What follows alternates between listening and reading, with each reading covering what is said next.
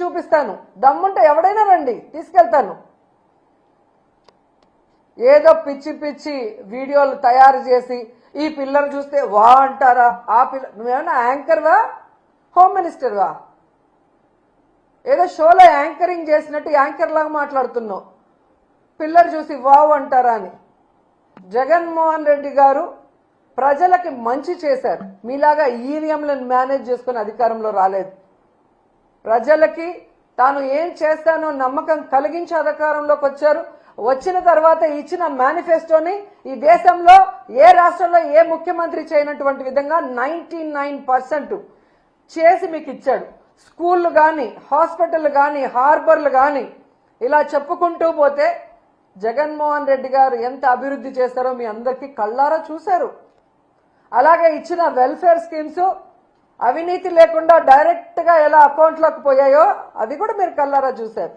అయినా ఏ విధంగా కళ్ళార్పకుండా అబద్ధాలు చెప్పడానికి మీకైనా ఉండాలి, లేదా మీతో చెప్పించి ఆ చంద్రబాబు నాయుడుకైనా ఉండాలి. ఎందుకంటే ఆయన 4 సార్లు ముఖ్యమంత్రి అయినా ఏ రోజు ఇచ్చిన మేనిఫెస్టోని ప్రజలకు అందుబాటులోకి తీసుకురాడు. ఎవరైనా మాట్లాడితే వాళ్ళకి నాలుక మందం అంటాడు, ఎవరైనా మాట్లాడితే వాళ్ళ మీద తప్పుడు కేసులు పెడతాడు, ఎవరైనా మాట్లాడితే వాళ్ళ ఎమ్మెల్యేలు మంత్రులతో బూతులు మాట్లాడిస్తాడు. అంతే తప్ప ఆనాడు ఎన్టీఆర్ తీసుకొచ్చిన వాటినైనా ఈయన సక్రమంగా ముందుకు తీసుకెళ్లాడా? ఆనాడు రాజశేఖర రెడ్డి గారు తీసుకొచ్చినవైనా సక్రమంగా ముందుకు తీసుకెళ్లాడా? ఆనాడు జగన్మోహన్ రెడ్డి గారు తీసుకొచ్చినవన్నా ఈరోజు ఆయన సక్రమంగా తీసుకొస్తున్నారా? వాళ్ళు ప్రజల కోసం మంచి చేస్తే ఈయన అబద్ధాలు చెప్పి అధికారంలోకి వచ్చి వాటిని ఎలా తుంగలో దొక్కాడో మీ అందరూ కూడా ఈ రాష్ట్ర ప్రజలు అనుభవించారు, కళ్ళారా చూశారు.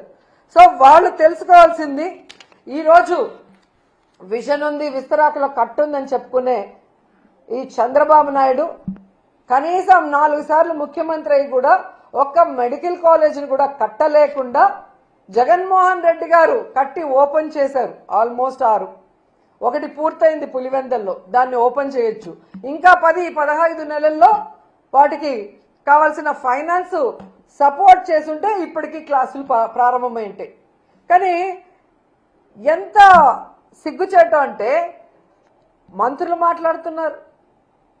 అసలు ఈ మంత్రులకి మెడికల్ కాలేజీలు ఎట్లా పర్మిషన్లు తెచ్చుకుంటారు, ఎలా స్టార్ట్ అవుతాయి, వాటి ప్రొసీజర్ ఏంటి అనేది వీళ్ళకి తెలుసా అని నేను అడుగుతున్నాను. ఎందుకంటే ఒక మెడికల్ కాలేజీ రావాలి అంటే ముందు ఆసుపత్రి నడపాలి, తర్వాత ఎన్ఎంసి వాళ్ళు వచ్చి దాన్ని పరిశీలించి ఓకే అనుకుంటే పర్మిషన్ ఇస్తారు. పర్మిషన్ వచ్చిన మొదటి ఏడాది అడ్మిషన్లు మొదలవుతాయి. ఆ మొదటి ఏడాదికి అవసరమైన మౌలిక వసతులు రెడీ చేస్తారు. రెండో ఏడాది కూడా అలాగే పరిశీలన చేస్తారు. ఆ తర్వాత రెండో ఏడాదికి అవసరమైన ఇన్ఫ్రాస్ట్రక్చర్ని రెడీ చేస్తారు. 3, 4, 5 సంవత్సరాల వరకు కూడా ప్రతి ఏటా ఇలా పరిశీలన చేసే అన్ని రకాల సదుపాయాలు ఫ్యాకల్టీలు ఉన్నారా అని పరిశీలన ఉంటుంది. అంటే ఒక మెడికల్ కాలేజ్ పూర్తి స్థాయిలో నడవాలి అంటే దాదాపుగా 7 నుంచి 8 సంవత్సరాలు పడుతుంది. ఎందుకు ఇది చెప్తున్నానంటే మంగళగిరి ఎయిమ్స్ మెడికల్ కాలేజ్ కూడా మొదట విజయవాడలో ఉన్న సిద్ధార్థ కాలేజ్లో రెంట్కున్న బిల్డింగ్లోనే రెంట్కున్నారు. అది పూర్తి స్థాయిలో తయారు కావడానికి, పూర్తి స్థాయిలో క్లాసులు ఈరోజు నిర్వహించడానికి దాదాపుగా 9 సంవత్సరాలు పట్టింది. అంటే ఎలా మెడికల్ కాలేజ్ పర్మిషన్ వస్తాయి, వాటి మౌలిక సదుపాయాలు ఎవ్రీ ఇయర్ ఎలా మనం పెంచుకుంటూ పోవాలి, దాన్ని బట్టి ఏ విధంగా ఆ కాలేజీలు పూర్తి స్థాయి రన్నింగ్లో వస్తాయన్న ఒక కామన్ నాలెడ్జ్ కూడా, జనరల్ నాలెడ్జ్ కూడా లేని వీళ్ళందరికీ మంత్రి పదవులు ఇచ్చారు. వీళ్ళు ఎంతసేపు చంద్రబాబు నాయుడిని, లోకేష్ని మెప్పించడం కోసం, మెహర్బానీ కోసం, ఇలా మంత్రి పదవులు పదిలంగా ఉండడం కోసం సిగ్గు లేకుండా దిగజారుడిగా అబద్ధాలు, నీతిమాలిన మాటలు మాట్లాడుతున్నారు. ఇవి చూసి ప్రజలు అసహించుకుంటున్నారు. ఇలాంటి వాళ్ళక మనం ఓటేసామని. ఎందుకంటే ఈరోజు మీరు చూస్తే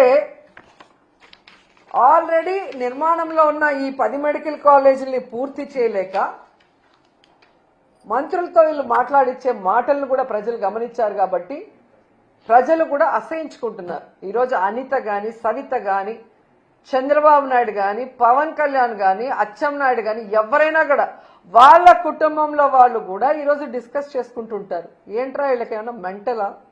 ఒక ప్రభుత్వ కాలేజ్ ఉంటే పేదవాళ్ళకి మెడికల్ సీట్లు రావటమే కాకుండా ఆ వెనుకబడిన ప్రాంతంలో ఉన్న పేదలకు ఒక నాణ్యమైన వైద్యాన్ని